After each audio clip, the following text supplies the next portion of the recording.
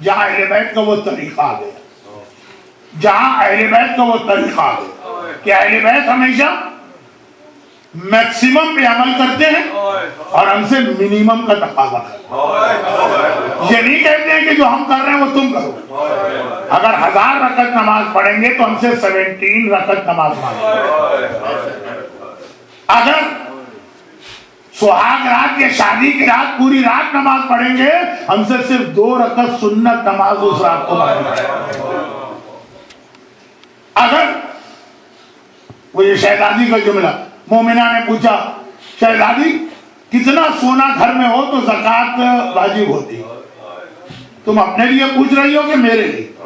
शहजादी शरीयत तो एक है, आप और हम में क्या फर्क है? का फर्क, तुम्हारा हुक्म है 20 दीनार सोना हो तो ज़कात है, और हमारा हुक्म है कि सोना घर में रहा कैसे कि ज़कात की नौबत आ गई। जो आए वो सब राहे खुदा में दे। हमसे नहीं कहा, हमसे कहा 40वां हिस्सा खुमुस, 5वां हिस्सा खुमुस बचत का, 40वां हिस्सा ज़कात। तो ये अहले बैत। और इसी हवाले से एक बात और फिर मसाइल, बल्कि मसाइल की तरह शुरू हो। खुद हमारी औरतों से कितना हिजाब मांगा जा रहा है? चेहरा खोला रखो, हाथ खोला रखो, सर कायदे से ढका हुआ हो, बाल छुपे हुए हो, बदन छुपा हो, बस ये कहा। खुद अस्मा बिनते उमैस कहती कि जिस दिन से रसूल खुदा का इंतकाल हुआ या वफात, 4 दिन पहले वो रात भी गुजरी, उस दिन से लेके अपनी वफात तक फातिमा के चेहरे पे कभी मुस्कुराहट नहीं आई। सिर्फ एक बार आई, सिर्फ एक बार। कब? जब मुझसे कहने लगे कि अस्मा, अरब के लोग अपनी औरतों का जनाजा जिस तरह उठाते उसमें औरत की कितनी बेपर्दगी होती है, क्या बेपर्दगी होती है?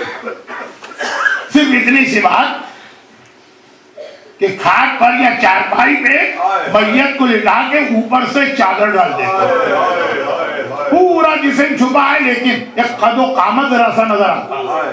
फातिमा इससे भी बर्दाश्त नहीं करे। कौन फातिमा? जिनकी वसीयत है मेरा जनाजा रात के अंधेरे में उठे और जनाजे में किसी को आने भी नहीं देना है सिवाय सलमान जैसों के, जो अपनी आंखें फोड़ ले लेकिन निगाह उठा के देखे नहीं ज़हरा की जाती। पता है कोई देखने वाला भी नहीं होगा, और देखने वाला आकर आना भी चाहे तो रात का अंधेरा होगा और पूरा जिस्म चादर के नीचे है, मगर ज़हरा परेशान।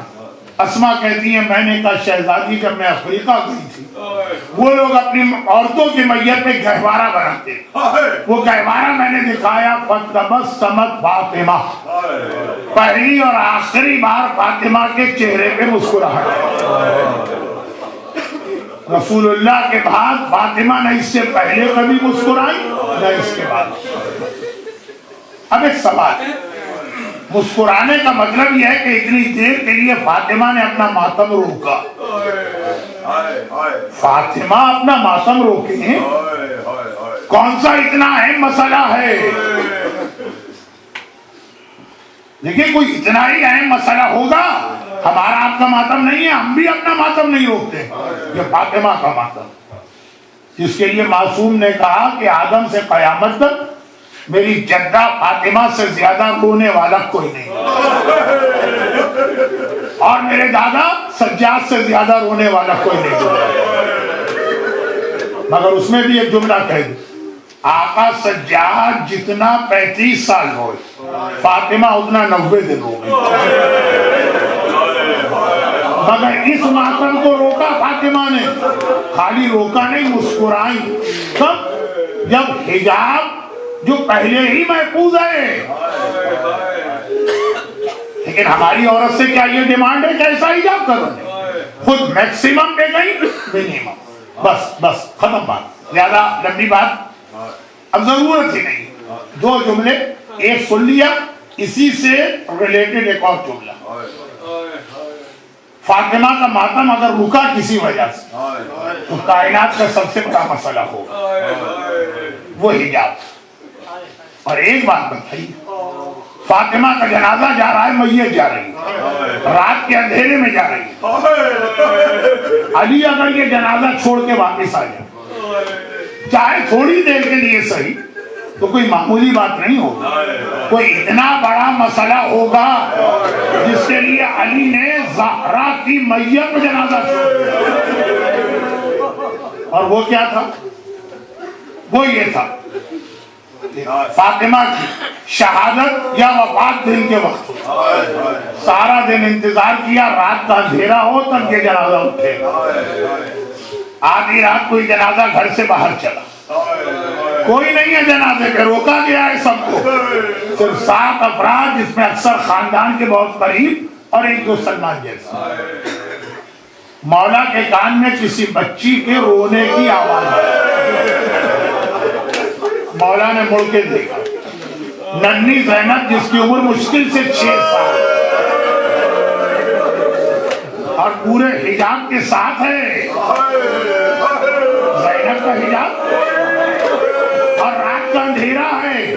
माँ की मैयत को घर से निकलता देखा, अम्मा अम्मा कहती हुई एक कदम चौखट के बाहर आके रुक गई, आगे नहीं बढ़ी। अली ने कहा, हसन बेटा, हुसैन बेटा, अपनी माँ का जनाजा लेके चलो, मैं अभी आ रहा हूँ। जनाजा छोड़ के आ गए, चले चंद मिनट सही, लेकिन आ गए। क्यों? ज़ैनब के सर पे हाथ रखा, ज़ैनब अभी तेरा गैरतमंद बाप जिंदा, वो ये बर्दाश्त नहीं कर सकता कि उसकी जिंदगी में उसकी ज़ैनब घर से बाहर। 6 साल की ज़ैनब, रात का अंधेरा, पूरा हिजाब, मगर गैरतमंद अली ये बर्दाश्त नहीं कर सकता। जनाजा छोड़ के आ गया, ज़ैनब को घर में भेजा। मौला यकीनन आप इतने ही गैरतमंद, लेकिन 11 हिजरी के शहर मदीना में रात के अंधेरे में 6 साल की ज़ैनब को जो पूरे हिजाब के साथ है वापस किया। जरा एक बार 61 हिजरी के कूफा और शाम में भी आया। मौला वो कूफे के बाजार हैं, वो शाम का दरबार है। ज़ैनब के सर पे चादर भी नहीं, रात का अंधेरा नहीं है, दिन की रोशनी, तन्हाई नहीं है, बलवाए आम और नामहरमों का हुजूम। बस एक रिवायत पढ़ता हूँ शहजादी ज़ैनब के मसाइल में और बहुत फर्क। अब चूंकि मजलिस है और अभी अय्याम अज़ा, वरना रिवायत का आधा हिस्सा मुख्तार के हालात में रबीउल अव्वल को आप सुनते हैं, लेकिन मैं मंजिल मसाइल पर। ज़ैनब बलवा आम में, शाम के बाजार में, शाम के दरबार में है, बेमकना वो चादर के नामहरमों की निगाहों का मरकज बन रही अली की गैरतमंद। रावी बादल एक सवाल मदीने में सज्जाद से पूछा और एक सवाल कूफे में मुख्तार ने खुली से। शुरू के जुमले मुझसे पढ़े नहीं जा रहे, लेकिन अहले बैत के मसाइल समझिए। रावी ने कहा कि मौला सज्जाद, जब आपकी भूपी शाम के बाजार में दाखिल हुई तो देखने वाले बताते हैं ज़ैनब का सारा सर खून से रंगीन था, सारे बाल खून से भरे थे। ज़ैनब ने तो करबला में तलवार का कोई जिहाद नहीं किया। आप इतना रो रहे हैं तो सोचिए मौला सज्जाद के दिल में ये क्या कयामत गुजरी। बेख्तियार का तूने सवाल नहीं किया, मेरे कलेजे में बर्छी मार दी। मेरी भूपी कैसे सर जख्मी हुआ जब ये काफिला कूफे से शाम जा रहा। महफिलें भी नहीं है, हमारियां भी नहीं है, बीवियों के हाथ गर्दन से बंधे हैं। ऊंट दौड़ते हैं ना तो नन्हे नन्हे बच्चे माँ की गोद से उछल के जमीन पे गिरते। हमारे साथ कहता है इसी पर से सवारियों को गुजार दो। अब ये बच्चे तड़प तड़प के शहीद हो रहे। ज़ैनब ने देखा फरियाद करने से ये जालिम नहीं रुक रहा, मेरी भूपी ने तरीका बना दिया। अब कोई बच्चा गिरता है तो ज़ैनब भी चलते ऊंट से अपने आप को जमीन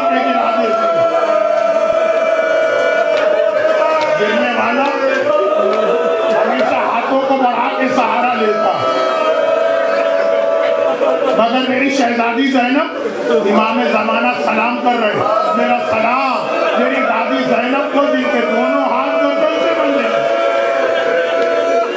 पूरा रास्ता कितने ही बच्चों को बचाने के लिए ज़ैनब ने अपने आप को ऊंट से गिराया। जब बाजार शाम में ज़ैनब दाखिल हुई, सारा सर खून से,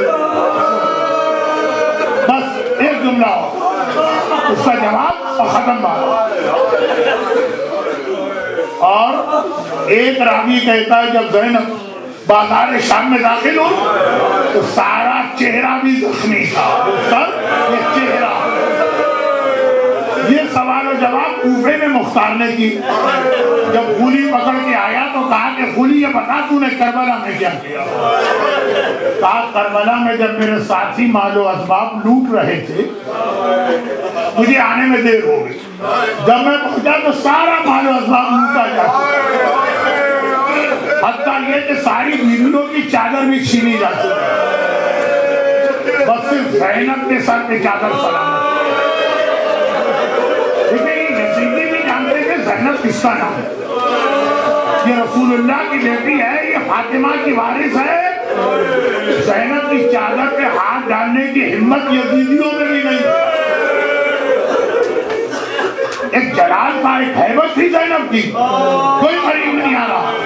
खूली कहता है मैंने देखा कि मुझे कुछ नहीं मिला, यही एक चादर है, मैंने सोचा मैं अपना नुकसान क्यों करूं। मैं करीब आया, मैंने चादर ज़ैनब पे हाथ डाला। खूली कौन? खूली फौज का सिपाही है। फौज में जवान और ताकतवर सिपाही भर्ती होते हैं। एक जवान और ताकतवर। ज़ैनब कौन है? 55 बरस की ज़ईफा औरत है और अपने कलेजे पे 18 दाग भी अभी अभी बर्दाश्त कर, मगर है तो फातिह खैबर की बेटी ना, है तो अब्बास जदी की बहन ना। खूली कहता है मैंने चादर ज़ैनब पे हाथ डाला, ज़ैनब ने अपनी चादर को दोनों हाथों से मजबूती से पकड़ लिया। मैं सारा जोर लगा के थक गया, चादर ज़ैनब को नहीं छीन सका। 55 बरस की ज़ैनब फातिह खैबर की शान। मैंने देखा इस तरह मैं चादर नहीं छीन पाऊंगा। मेरे हाथ में कोड़ा था, मैंने कोड़ा उठाया, ज़ैनब के चेहरे पे कोड़ा मारा, हाल फटी, वो खून जारी हुआ। ज़ैनब ने कहीं और नहीं देखा, कुरान की जानिब देखा। अब्बास, भैया अब्बास, आगे देख मेरी ज़ैनब की चादर किस तरह से। برحمتك يا أرحم الراحمين وصلى الله على محمد وآله